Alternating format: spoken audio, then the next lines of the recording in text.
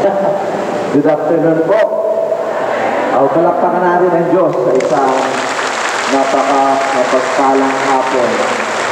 I let you clap so that you will not fall asleep, because I know it is so hard to listen in this particular time. I know you're tired of work. Marami po nagtatanong sa akin kung paano ako napakabilis nakapunta dito only in 2-3 days. That's because ayaw kong po-audit. Or takot akong po-audit. But primarily because that was my very promise to our dear chairperson, Attorney Grace Tan Lido. Palakpakan natin si Attorney Grace. We were friends for quite a while because she used to be our a lawyer and our secretary of our foundation. And when it was announced that she became or appointed as chairperson of the COA, ako po ang unang natuwa dahil alam ko she can render and give justice to the position and she will do the best for our country. At ang pangako ko po sa kanya, I will celebrate Mass para sa inyo. Kaya po ako nandito ngayon.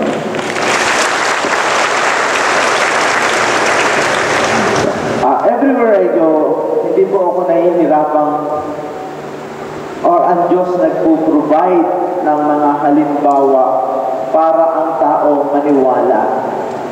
On my way here, I just landed. Kararating ko lang po sa General Santos. So I was thinking of telling you stories of healing because somehow maganda rin yung makita mo talaga ang resulta and makita nyo mismo kung paano ang Diyos na ito nagpapagaling in our day and age. Meron po ditong bata, dalhin mo nga dito, itong batang ito, last January was brought to me sa Monte Maria dahil she was supposed to be operated on. Yung kanya pong mata may cancer. Papalitan na yan ng artificial eye. Nandito ang kanyang picture noong January 8. Hindi na po kaya ng chemo, kaya tatanggalin na pa. Ngayon, dinala sa Monte Maria. Ipinray over. Wala pong chemo. Walang operation. Hindi pinalitan ng artificial eye. Hindi na bulag. Ito na po ang batang iyan ngayon. Ayan. Thank you. Ano po ngayon? Si Andre Gabriel. Thank you very much. Ikaw na lang magkwento mamaya. Ganyan po ang himala ng Diyos. Ito ang picture niya. And in this ministry, I saw it all the time. Ang kulang sa mundo kung bakit ang tao hindi nagbabago.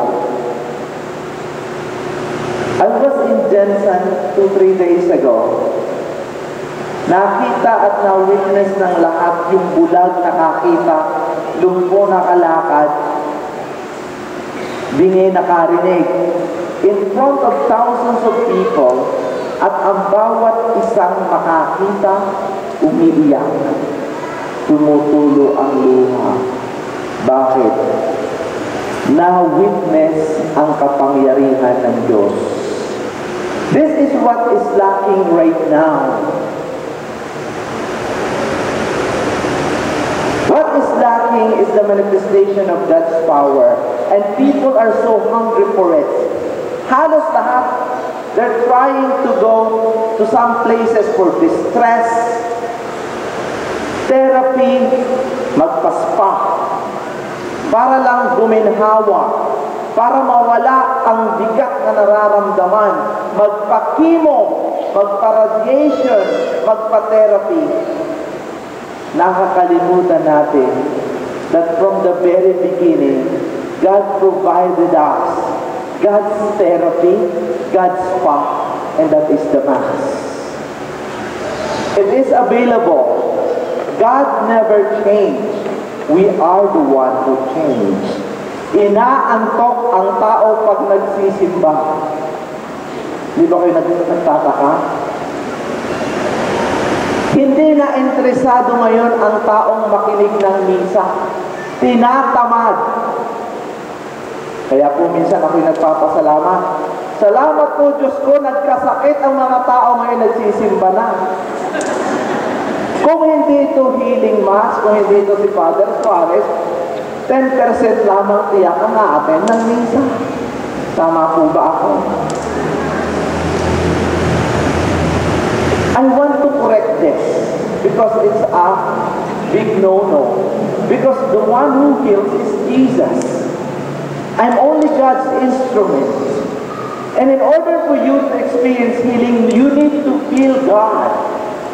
In order for you to experience healing and to remove that anger, that heaviness in your heart, you need to hear the Word of God. Kailangan mong marinig ang sasabihin sa iyo ng Diyos. Kailangan mong maunawaan at makita ng iyong mata ang mga pinagsasasabi ng Panginoon so that not only you will believe, but we will only be transformed. And in this transformation, my dear sisters and brothers, this will lead us to a greater happiness and to a greater joy. Kahapon, I was so touched. It's been as a weekly occurrence that every time I celebrated the Mass, may mga taong hindi Katoliko. And I'm very touched by it. Kaninang umaga, nasa restaurant ako, I received a text. And I quote, ang sabi ng babae, ang sarap palang maging Katoliko. I am a Muslim. Napa-attend ako ng isang Mass mo, Father Suarez. Masaya pala. I'm very, very happy because I'm touched by it. Ilan sa atin ang nagsisimba, pero walang nararamdaman? Ilan sa atin ang nagsisimba, pagkatapos magsimba, para tayong walang nangyari sa buhay? Needless to say, it is a total waste of time. Why? Is it because of the priest? Why? Is it because of the ambience? Why? Is it because of the scandal? No. It's because of Satan. Satan doesn't want us to enter into the very presence of God. Why? Because Satan knew that its encounter is powerful. Satan knew the moment you encounter God, you will be like this little child, Gabriel. May cancer ka, mawawala. I was so touched when I went to go inside. What I saw was the father of Gabriel, nag-iisa, nag-a-adore kay Jesus.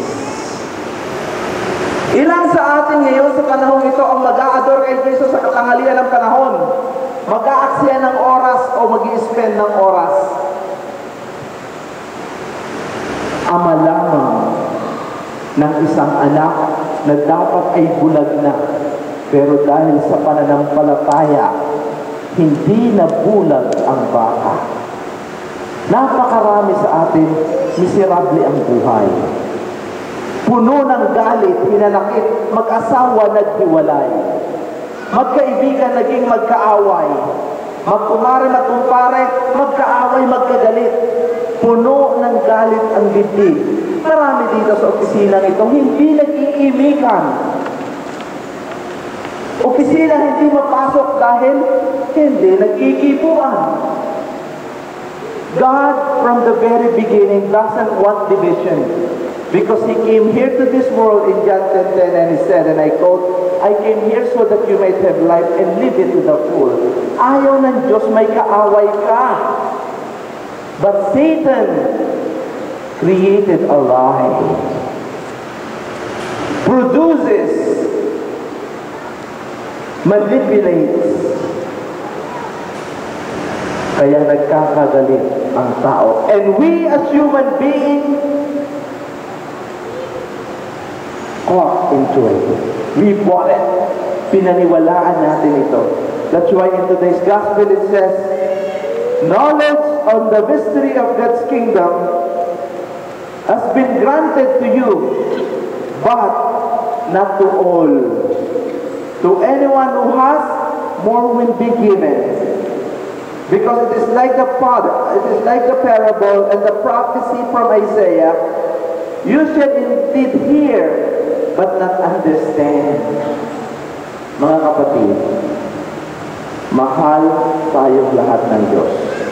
I believe yung pagmimisa kong ito, it's not coincidence. Total, nandito na rin lang naman kayo makikinig, ibibigay ko na ang lahat. Ang ibibigay ko sa inyo si Jesus. Ayaw po ng Diyos, may hinanakit kayo sa puso. Ayaw po ng Diyos, nagkaka-cancer ang tao. May isang lugar ngayon sa Amerika, Pennsylvania, walang cancer. Taas nga ang kamay na ayaw magka-cancer dito sa COA. Taas ang kamay, yung ayaw.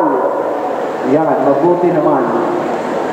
Baba ang kamay ng ayaw magka-cancer. Iisa ang nakita nilang solusyon. Kung ayaw magka-cancer ng mga taga rito, bawal ang chismosa dito. Pagka may nagka-cancer dito, alam nyo na ang dapat at kung sino ang dapat sisihin, ang chismosa. Kaya kung may pupunta sa inyong opisina, magchichismis tungkol dito, kung doon maninira, ang sabihin mo na ay ito, para mo ng awa, sabi ni Father Suarez, huwag kang pumasok dito dahil ayaw kong magka-cancer. Kung gusto nyo namang mamatay na agad, at ang iyong pinag-ipunan, mauubos, kulang pa sa bansang ating kinalalagyan. Kawawa ang nagkakasakit. Yung inyong pinaghirapan, inipon nung simula, simula 20-30 years from ago, magka-cancer sa yung chemotherapy, hindi mo pa kaya. So, may isa namang solusyon. Ito ay biblical kasi there is an antidote of chismis. There is an antidote. As a matter of fact, we keep on saying it every time we come together and celebrate the Mass. And it's also biblical. When the priest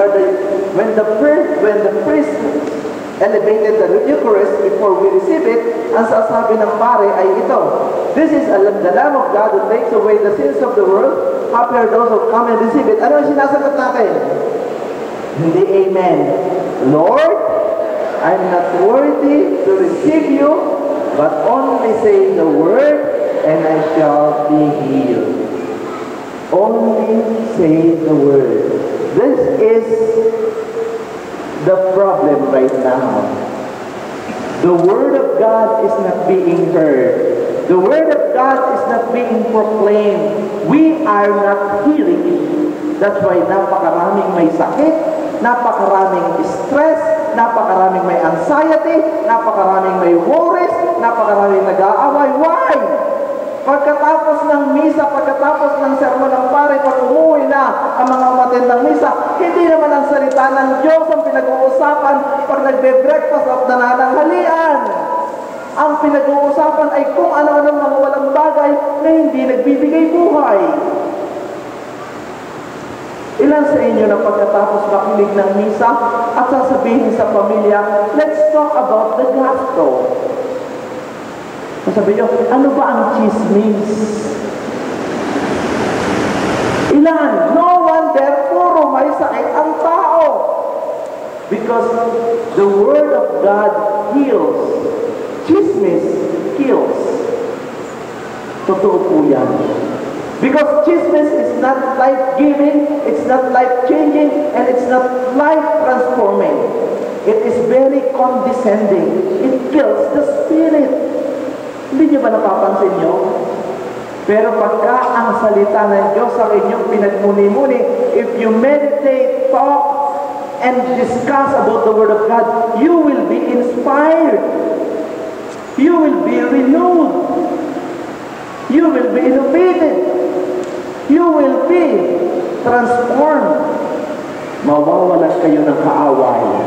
You know, from the very beginning, ayaw ng Diyos na pumapangit ang tao. Dahil alam ng Diyos, napakamahal magpaganda. Alam niya yan. That's why from the very beginning, ang ayaw na, do not worry, do not judge, love one another. Yan ang sinasabi niya. Kasi if you started hating one another, if you started judging, alam mo, karamihan sa mga tao, mahilig mag-judge, mahusga. We discriminate one another. Hindi nyo ba napapansin?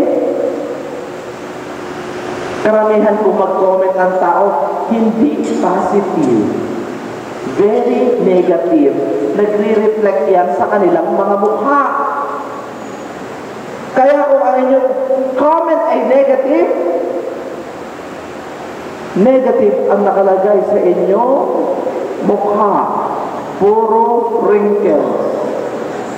Hindi mo naman kapansin ang wrinkles ganyan? Puro negative. Kaya maraming wrinkles, puro negative. Ay ang pagkamahal-mahal, magpabanat na yan. Pupunta pa kayo kay Vicky Beno, kay Kalaya, mag-uubad pa kayo kung ano-ano yung ilalagay. Now what I'm telling you is this. God wants us to experience joy and let us take advantage of God's power, God's joy, because that is what He wants from us. This kind of healing is not magic. Hindi po ang touch o ang kamay ni Father Suarez ang nakakapagpagaling. Ang nakakapagpagaling dito ay si Jesus na nagpapatawad, nagmamahal at umuunawa. So, in short, we need to understand, we need to hear God in order for us to have and to be a beneficiaries of this healing. Hindi po ito magic. Kaya ang pagpunta ninyo, it is about your faith. As what I said, the faith of this mother and father heals, and the son spare him for being blind for life. Ngayon, walang trace ng cancer si Gabriel dahil sa kanilang pananampalataya sa Diyos. Amen. Alam nyo, may nagtatanong sa akin, Father, paano ba ma-heal? Sabi ko, hindi ko alam, pero kung ako masusunod, ito ang sasabihin ko kay Lord. Lord, kung hindi siya magbabait, huwag mo siyang pagalingin. O kung hindi naman, Lord, kung hindi pa siya magbabago, patagalin ang process. Bakit? What's the point of being healed if you're not getting saved? This gift is useless because the gift of healing is very temporary. What is permanent is salvation. And salvation or the kingdom of God can be experienced right now.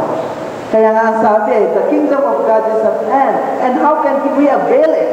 Paano natin ito malaramdaman? Pag sa sandaling ito, tinanggal mo ang galit sa dibdib, nagpatawad ka. Alam ng Diyos ang inyong mga puso. At alam niyo yan. You know that God knows, but you opted and you choose not to do His will. Hindi ba kayo nagtataka? Tayo mga Katoliko, maraming lubinas, laging may birhen, may nagmimisa, maraming kurak. Yan ang try ni Noy Noy. Kaya doon maraming mahirap, maraming kurak.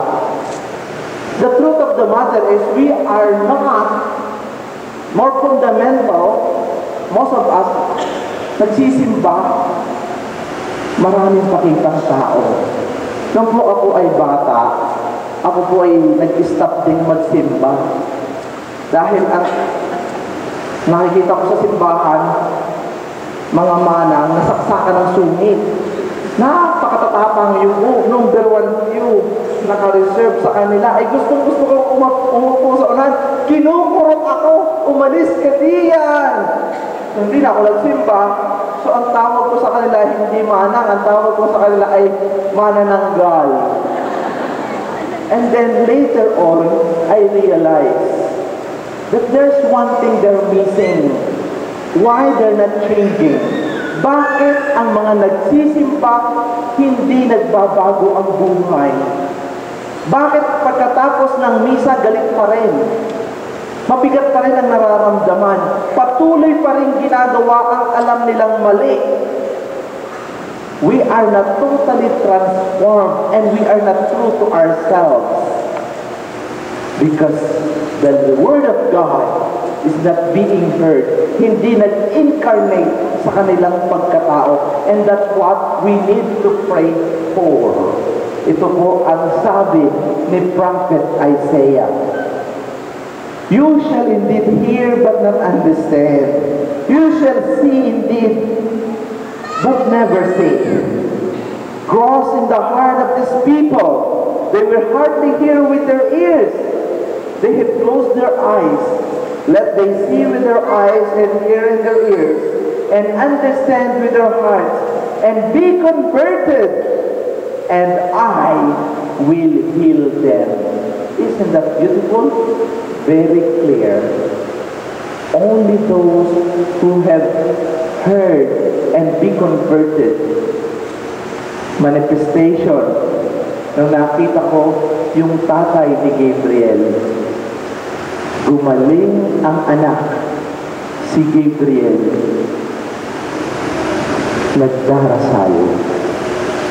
Nasa Blessed Sacrament, hindi para gumaling si Gabriel, para magpasalamat. Hindi dahil sa si Gabriel ay gumaling na, kung hindi dahil sa kaligtasan na ng kanyang kaluluwa. And that is what we need.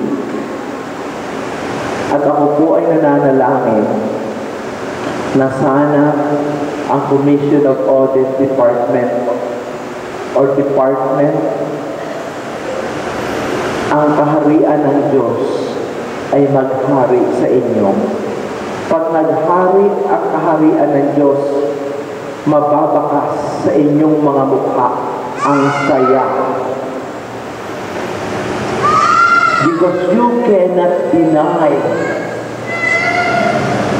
you cannot lie yung inyong mga appearance ng inyong mukha. Yan po ang mirror ng inyong mga puso.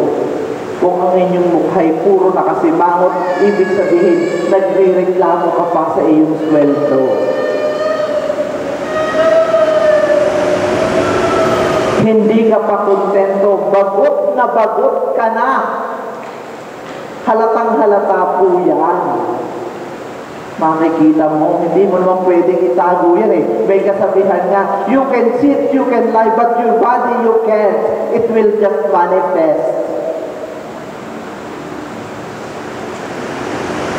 But let us change the perspective.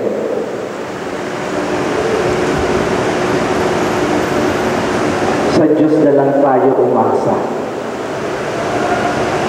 Ang taong nagdarasal, hindi niya kayang pabayaan.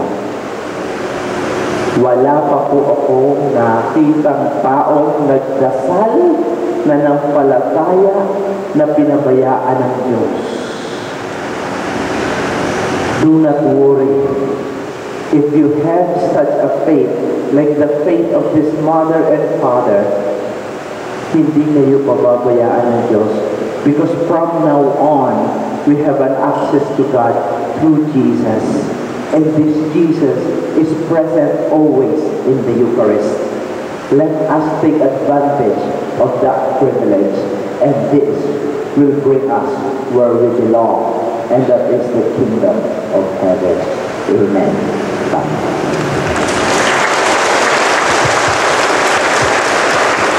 Please stand right now. We're going to ask God to help us in all our needs. For every petition, let our response be, Lord, hear our prayer. Lord, hear our prayer.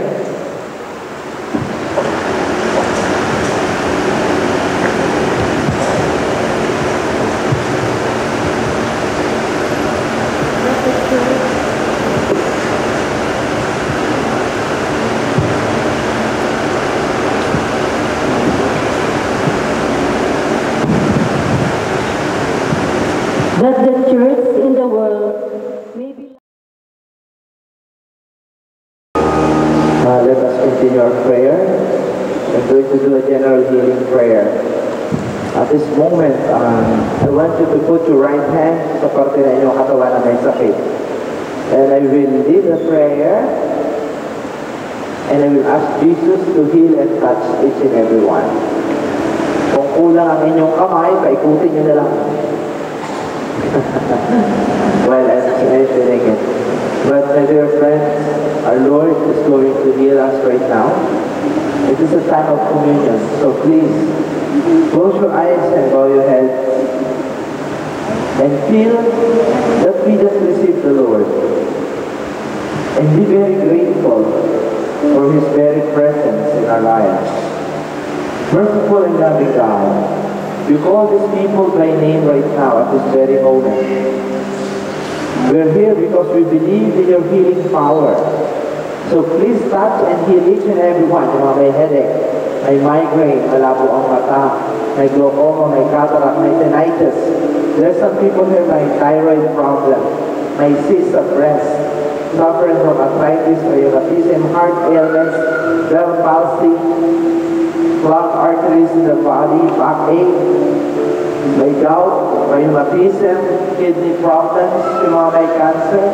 Lord, heal them right now. Yung mga may diabetes, may hypertension, high cholesterol, masakit ang tuhod, balakang, bato, may kidney problems, may hepatitis, may asthma, may skin allergy, mga hindi magkaanak.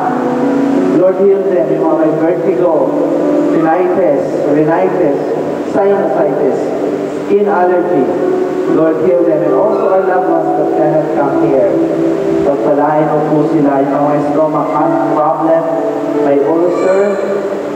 Lord, heal and touch them right now. Yung mga may fever, may flu, Lord, right now, heal them.